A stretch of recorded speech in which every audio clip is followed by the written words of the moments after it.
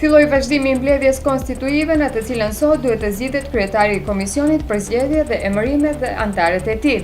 Më vonë gjatë rrjedhjes së mbledhjes duhet të zgjidhet edhe kryetari i Kuvendit. I pari fjalën e kërkoi Antonio Miloshovski, i cili para kolegëve të tij theksoi se kryetari duhet të jetë nga radhët e VMRO-DPMN-s, e cila i fitoi në zgjedhje, ndërsa Kuvendin nuk duhet ta udhëheqë person i cili nuk e ka kundërshtuar platformën e shqiptarëve. Lideri i VMRO-DPMN-s, Nikola Gruevski, sot në vend se në Kuvend është nisur për në Stamboll. Zbritjen e Gruevskit nga avioni i Turkish Airlines e ka regjistruar ekipi i emisionit 360 gradë. Nga partia ende nuk komentojnë se cila është arsyeja e vizitës së Gruevskit në Stamboll.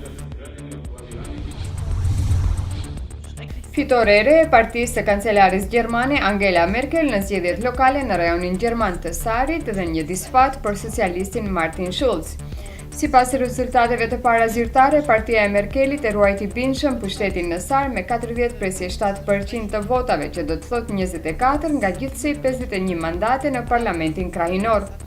Socialdemokratët me 29,6% të votave fituan vetëm 17 mandate, ndërsa të majtet me 12,9% të votave fituan 7 mandate.